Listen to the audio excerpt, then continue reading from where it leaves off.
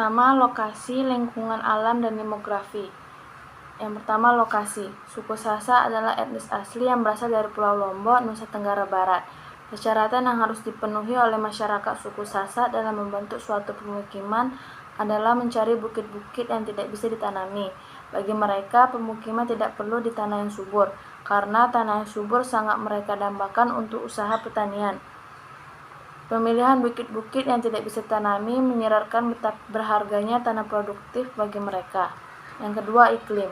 Sesuai dengan letak geografisnya, Lombok memiliki iklim yang relatif sama dengan pulau-pulau lain di wilayah Indonesia, yaitu beriklim tropis, dengan suhu rata-rata terendah 180 derajat Celcius dan suhu tertinggi 320 derajat Celcius. Bulan November sampai Maret, cuaca dipengaruhi oleh angin dari Asia yang banyak mendatangkan hujan. Sedangkan bulan Juni sampai Oktober angin datang dari Australia yang mengakibatkan musim kemarau. Pada hakikatnya, karakteristik iklim suatu wilayah sangat dipengaruhi oleh kondisi udaranya. Yang ketiga, demografi. Jumlah populasi etnis Sasak sekitar 3 juta jiwa dan sebanyak 2,5 juta jiwa berpusat di Pulau Lombok. Sedangkan sekitar 500.000 jiwa lainnya tersebar di beberapa wilayah di Indonesia. Yang kedua, sejarah dan asal-usul suku Sasak. Yang pertama, sejarah suku Sasak. Sejarah orang Sasak adalah sejarah kolonialisme, hegemoni atau paling tidak dominasi, pemerintahan dari oleh dan untuk orang Sasak. Belum pernah betul-betul terjadi, kecuali dalam waktu sekitar 2 dasawarsa terakhir. Pergantian kekuasaan dari waktu ke waktu dalam rentang sejarah yang panjang di masyarakat Sasak terjadi dari satu auster ke auster yang lain. Memang benar, banyak kerajaan pernah eksis di bumi Sasak, namun sejarah kerajaan-kerajaan itu adalah sejarah konflik intrinsik politik yang berujung pada pendudukan oleh kekuatan-kekuatan luar mulai dari Majapahit, Makassar atau Goa, Karangasem, Belanda, dan Jepang. Setelah Indonesia, mereka sekalipun tampuk pemerintahan masih juga dipegang oleh Auster hingga pada tahun 2003. H.L. Serinata tercatat sebagai orang Sasak pertama yang menjadi gubernur Nusa Tenggara Barat. Pengalaman getir penjajahan atau penaklukan berulang dialami bangsa Sasak sejak abad ke-14 tahun 1357. Lombok jatuh di bawah kekuasaan kerajaan Majapahit tahun 1672. Kerajaan Seleparang atau Lombok luluh lantak diserbu pasukan kerajaan Karangasem atau Bali. Tahun 1908, wilayah Bali dan Lombok sepenuhnya sudah jatuh ke tangan penjajah Belanda. Tahun 1942, Jepang mengakhiri penjajahan Belanda dan menjadi penjajah baru di bumi Sasak. Orang Sasak menyebut tanah air dengan istilah Gumi Gepayar. Dalam bahasa Kawi atau Kawi Jawa, Gumi artinya bumi dan Payar berasal dari kata penghayaran atau pangenan yang berarti tempat tinggal. Sebagai tempat tinggal, Payar tidak hanya semata alamat dengan nomor tertentu, tetapi di dalamnya termasuk juga tempat lahir, tempat bersama keluarga, kampung halaman, dan komunitas. Dan secara implisit menyangkut istiadat serta tradisi. Yang kedua, asal-usul suku Sasak. Suku Sasak telah menghuni Pulau Lombok selama berabad-abad sebelum Masehi. Ada pendapat yang mengatakan bahwa orang Sasak berasal dari pencampuran antara penduduk asli Lombok dengan para pendatang dari Jawa. Ada juga yang menyatakan leluhur orang Sasak adalah orang Jawa. Tetapi ada juga yang menyatakan suku Sasak berasal dari pencampuran dengan pendatang dari Bali karena banyak penganut agama Hindu di Pulau Lombok. Terlihat dari banyaknya pulau di Pulau Lombok. Selain itu, orang-orang Sasak juga sering menyebut penganut agama Buddha sebagai orang Bali, terutama yang berada di Pulau Lombok, sehingga beberapa pendapat menyatakan leluhur orang Lombok itu adalah orang Bali. Antara Jawa, Bali, dan Lombok memang mempunyai beberapa kesamaan budaya, selain karena faktor perluasan kekuasaan, kerajaan-kerajaan yang silih berganti. Kedekatan wilayah yang memungkinkan penduduknya dengan mudah berpindah dan terjadi alkulturasi budaya. di antara tiga budaya tersebut. Konon, pada masa pemerintahan Raja Rakal, Pikatan di Medang atau Mataram kuno, telah banyak pendatang dari Pulau Jawa ke Pulau Lombok.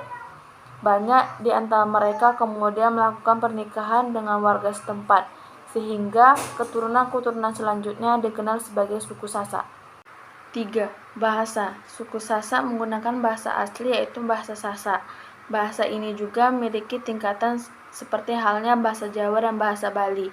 Bahasa ini terdiri dari 3 tingkatan, yaitu halus dalam, halus biasa, dan halus kasar atau bahasa pasar. Bahasa halus digunakan untuk berbicara dengan orang yang lebih tua atau orang yang dihormati.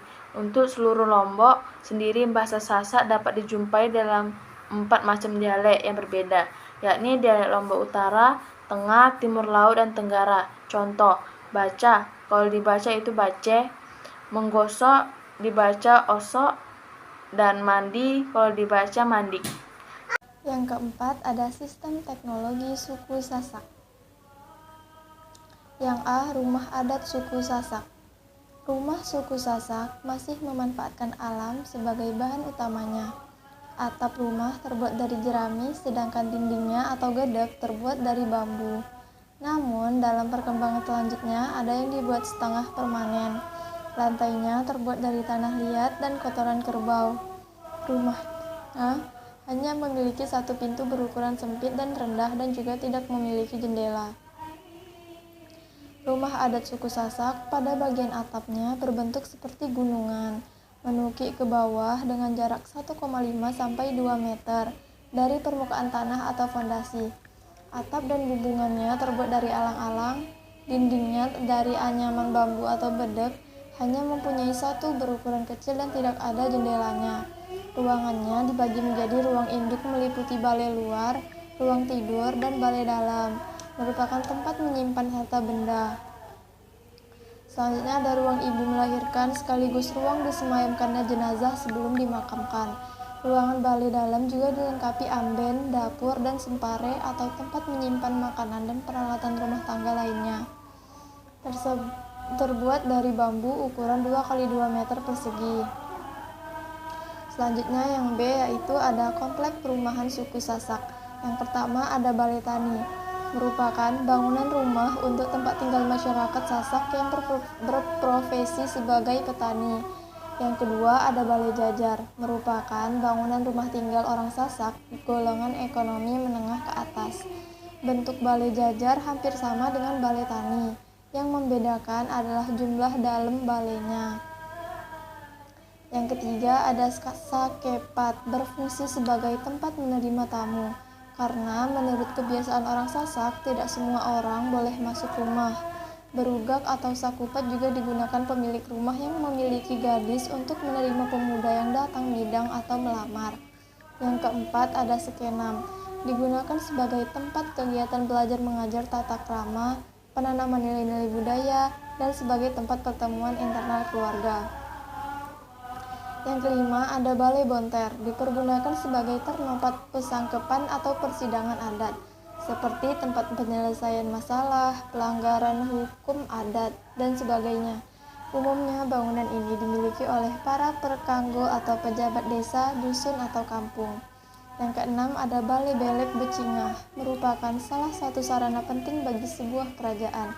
Balai Belek diperuntukkan sebagai tempat kegiatan besar kerajaan sehingga sering juga disebut Becingah.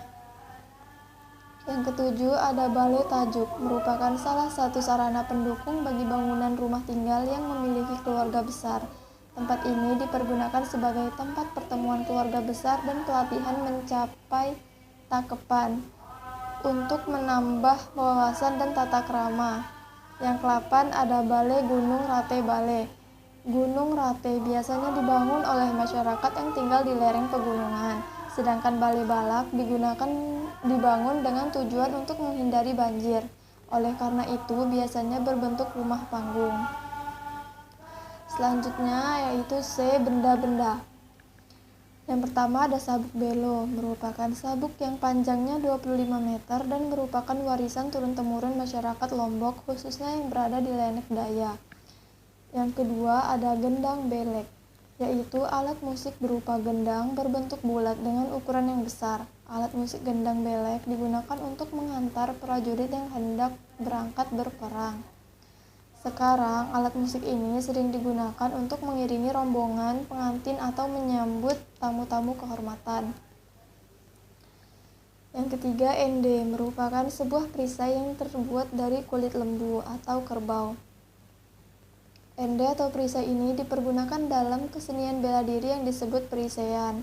Selanjutnya yaitu D. Peralatan untuk bekerja.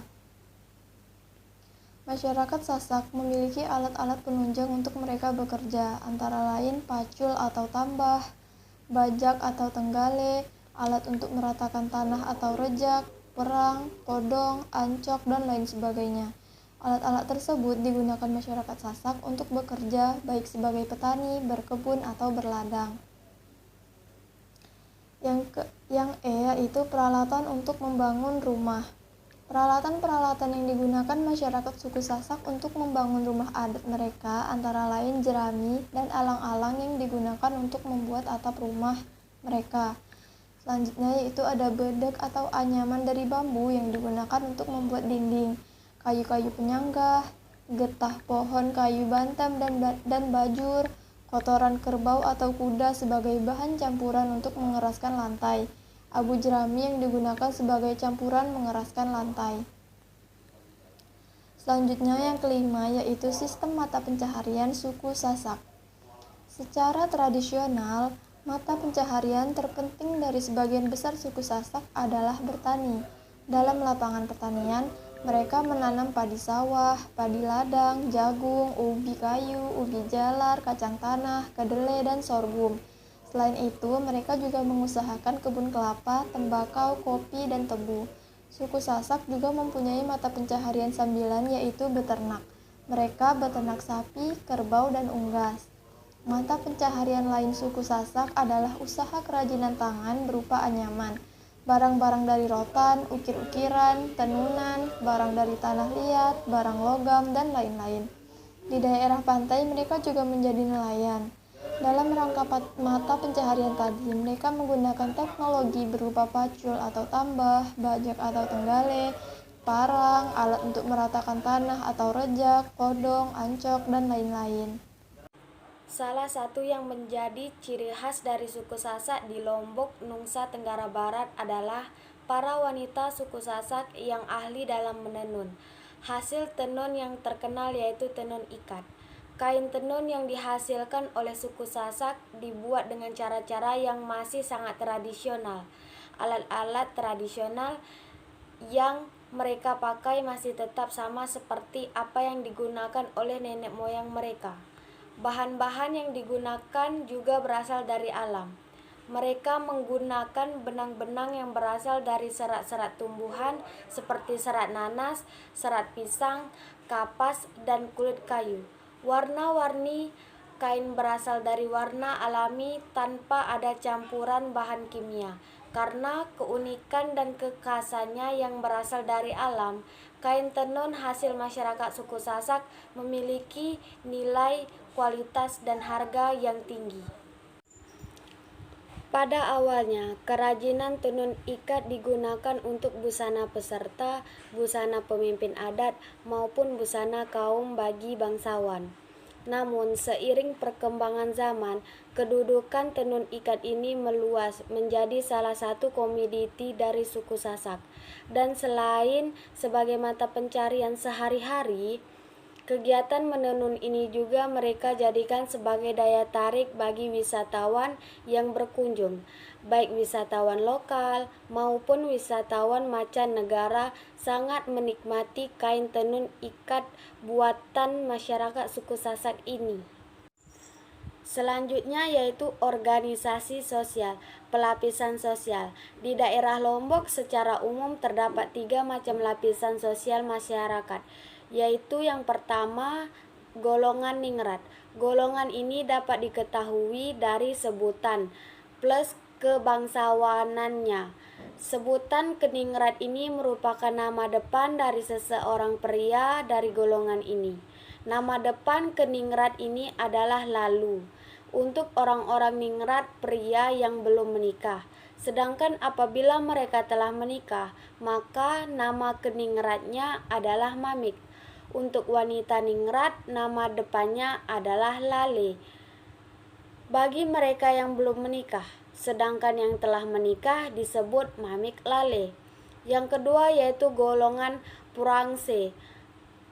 Kriteria khusus yang dimiliki oleh golongan ini adalah sebutan bape untuk kaum laki-laki purangse yang telah menikah. Sedangkan untuk kaum purangse yang belum menikah telah memiliki sebutan lain kecuali nama kecil mereka. Misalnya, seorang dari golongan ini lahir dengan nama si A, maka ayah dari golongan purangse ini dipanggil bape A, sedangkan ibunya dipanggil inak A. Disinilah perbedaan golongan ningrat dan purangse. Selanjutnya yang ketiga, golongan bulu ketujur. Golongan ini adalah masyarakat biasa yang konon dahulu adalah hulu balang sang raja yang pernah berkuasa di Lombok. Kriteria khusus golongan ini adalah sebutan amak bagi kaum laki-laki yang telah menikah, sedangkan perempuan adalah inak. Di Lombok, nama kecil akan hilang atau tidak dipakai sebagai nama panggilan kalau mereka telah berketurunan. Nama mereka selanjutnya adalah tergantung pada anak sulungnya mereka, seperti contoh di atas. Untuk lebih jelasnya, contoh lainnya adalah bila si B lahir sebagai cucu, maka mamik A dan inak A akan dipanggil papuk B. Panggilan ini berlaku untuk golongan purangse dan bulu ketujur. Maka dari golongan ningrat mamik A dan mamik lale A akan dipanggil ninik A. Sistem kekerabatan. Sistem kekerabatan di Tolok-Tolok khususnya Lombok Selatan pada umumnya adalah berdasarkan prinsip bilateral, yaitu menghitung hubungan kekerabatan melalui pria dan wanita. Kelompok terkecil adalah keluarga batin yang terdiri dari ayah, ibu, dan anak. Pada masyarakat Lombok ada beberapa istilah antara lain. Yang pertama, inak adalah panggilan ego kepada ibu. Yang kedua, amak adalah panggilan ego kepada bapak. Yang ketiga, ari adalah panggilan ego kepada adik perempuan atau adik laki-laki.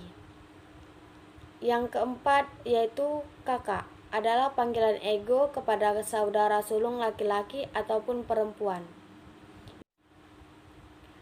Untuk masyarakat kaum kerabat di Tolok-Tolok pada Lombok Selatan pada umumnya mencakup 10 generasi ke bawah dan 10 generasi ke atas tersebut sebagai berikut. Generasi ke atas ada inak atau amak, pauk, balok, tate, toker, kelutuk, keletak, embik, embak, dan yang terakhir gantung siwur. Generasi ke bawah ada anak, bayi, balok, tate, toker, keletuk, keletak, embik, embak, dan yang terakhir adalah gantung siwur.